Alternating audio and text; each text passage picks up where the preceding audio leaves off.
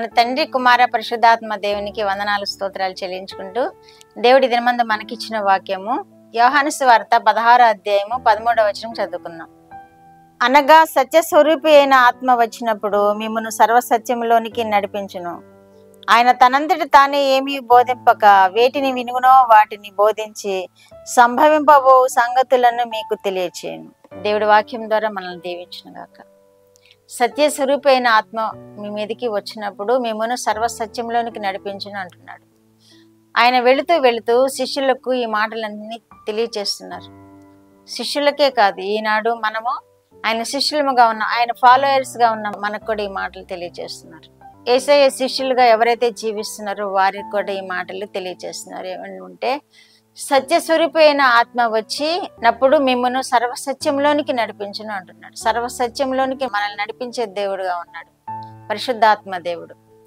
పరిశుద్ధాత్మ దేవుడు యేసు ప్రభు వారు కాలంలో, ఆయన జీవించిన కాలంలో ఎవరైతే ఏమేమి మాటలు విన్నారో వాటినన్నిటినీ ఇంకా పరిశుద్ధాత్మ దేవుడు వచ్చి సర్వసత్యంలోనికి నడిపిస్తారు మిమ్మల్ని అని తెలియజేస్తున్నారు. యేసు ప్రభు వారు సర్వసత్యంలోనికి నడిపించి మనల్ని తాను ఏమి బోధింపక వేటిని వినునో వాటినే బోధించును అంటున్నాడు.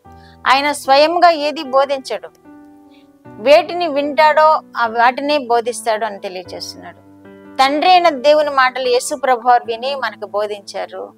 యేసు ప్రభు వారు దేని గురించి బోధిస్తారో ఆ మాటలే పరిశుద్ధాత్మ దేవుడు తెలియజేస్తాడు. ఆయన స్వయంగా ఏమీ బోధించడు అంటున్నాడు.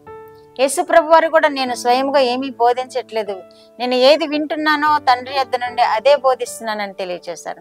ఇక్కడ పరిశుద్ధాత్మను గురించి కూడా అవే మాటలు చెప్తున్నారు యేసు ప్రభు వారు. సర్వసత్యంలోనికి మిమ్మల్ని నడిపించును అంటున్నాడు. ఆయన తనంతట తానే ఏమీ బోధింపక వేటిని వినునో వాటినే బోధించును అంటున్నాడు. ఆయన అంతటా ఆయన ఏమీ బోధించడు పరిశుద్ధాత్మ దేవుడు. కానీ ఆయన బోధించే ప్రతి మాట మనం వినాలి. ఎందుకంటే తండ్రి యొద్ద నుండి వస్తున్న మాటలు అవి.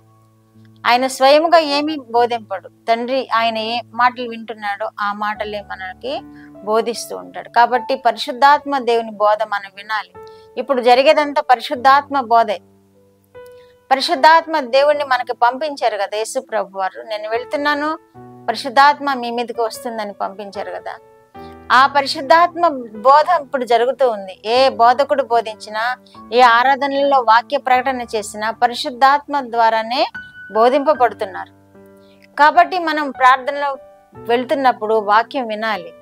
పరిశుద్ధాత్ముడు ఈ దినమందు మనకి ఏమి బోధిస్తున్నాడో అని ముందుగానే సిద్ధపడి ఆరాధనలకు వెళ్ళాలి. ముందుగానే మనం ఏ వాక్యం ఇవ్వబోతున్నావు ప్రభువా, నాతో ఏం మాట్లాడబోతున్నావు ప్రభువా అని మనం ఆలోచన చేసుకుంటూ ఆరాధించేప్పుడు, ఆలోచన చేసుకుంటూ వాక్య ప్రకటన విన్నప్పుడు ఆయన యేసు ప్రభు వారి మాటలు పరిశుద్ధాత్మ దేవుడు మనకు తెలియచేసినప్పుడు వాటిని మన హృదయంలో దాచుకొని వాటి ప్రకారం జీవించాలని ఇక్కడ వాక్యం యేసు ప్రభు వారు చెప్తున్నారు శిష్యులకి మాటలు. సంభవింపబో సంగతులను ఆయన తెలియచేస్తాడు అంటున్నాడు. సంభవింపబో సంగతులు, మన ముందు ఏం జరగబోతుంది అది తెలియచేస్తాడు. చాలా మందికి దేవుని కృప చొప్పున ఏం జరగబోతుందో అది ముందుగానే తెలియచేస్తాడు దేవుడు. ఎన్నికలేని నాకు కూడా తెలియచేస్తాడు దేవుడు. ఏమన్నా ప్రమాదాల్లో చిక్కుకుపోతున్నామేమో, ఏమైనా బలహీనతల్లో చిక్కుకుపోతున్నామేమో అవన్నీ ముందు నాకు తెలియచేస్తాడు. అన్నీ కాదు, కొన్ని ఆయనకి ఇష్టమైనప్పుడు ఆయన కొరకు కనిపెట్టుకున్నప్పుడు బోధిస్తాడు. మనకి సంభవింపబో సంగతులను బోధిస్తాడు అని యేసు ప్రభు వారు చెప్తున్నారు. పరిశుద్ధాత్మ దేవుడు మనకి తెలియచేస్తాడనమాట. ఏమి సంభవింపబోతున్నాయి, ఏ ప్రమాదంలో జరగబోతున్నాయి, ఏ కీడు రాబోతుంది, ఏ మేలు జరగబోతుంది, దేవుని రాకడ ఎప్పుడు సంభవింపబోతుంది, దేవుని రాకడకు సూచనలు ఎలా ఉంటున్నాయి, అవన్నీ దేవుడు యేసు ప్రభు వారు మాటలు విని ఈయన మనకి తెలియచేస్తారు సత్యస్వరూపి అయిన ఆత్మ. కాబట్టి ఇప్పుడు మనం ఆరాధనలో చేరినప్పుడు తప్పకుండా వాక్యం వినాలి, వాక్యం శ్రద్ధగా వినాలి. పరిశుద్ధాత్మ దేవుని మాటలు మనము శ్రద్ధగా వినినప్పుడు దేవుడు వాటిని మనకి బోధపరుస్తాడు, అనుసరింప చేస్తాడు. వాటిని మనం అనుసరించినప్పుడు దేవుడు తప్పకుండా మనల్ని ఆయన బిడ్డలుగా స్వీకరించి ఆయన బిడ్డలుగా జీవింప చేసుకుంటాడు. పరిశుద్ధాత్మ బోధిస్తున్నప్పుడు మనం వినాలి. ఏమి సంభవింపబోతున్నాయో అవి చెబుతారు కాబట్టి మనం వినాలి వాటిని. ఎలా జీవించాలో మనకి తెలియచేస్తారు కాబట్టి పరిశుద్ధాత్మ దేవుని ద్వారా బోధకులు వాటిని మనం వినాలి, అనుసరించాలి. అప్పుడు మనము పరిశుద్ధమైన జీవితం జీవించగలుగుతాము. పరిశుద్ధాత్మ కార్యాలు మనం చూడగలుగుతాము. పరిశుద్ధాత్మ దేవుని యొక్క అనుభవంలోనికి మనం రాగలుగుతాము. ప్రార్థన. మా దేవ, మా ప్రియ పరలోక ప్రభువా, మీ పరిశుద్ధ పాదములకు వందనాలు, స్తోత్రాలు.